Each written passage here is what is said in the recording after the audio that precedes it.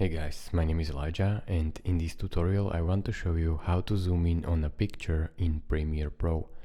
So it's actually very simple. Bring your picture to your timeline.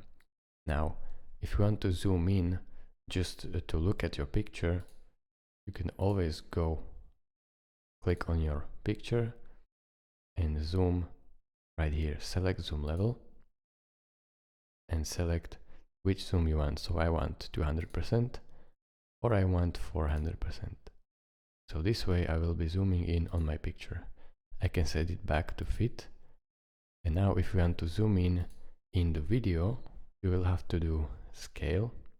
So click on this keyframe toggle animation next to scale. Then move your playhead at the end of the clip and increase the scale. And voila! As I play this video, you can see that it is zooming in. So this is basically it. Thank you guys for watching. If this video was helpful to you, consider subscribing and liking this video, and I will see you in the next tutorial. Bye bye.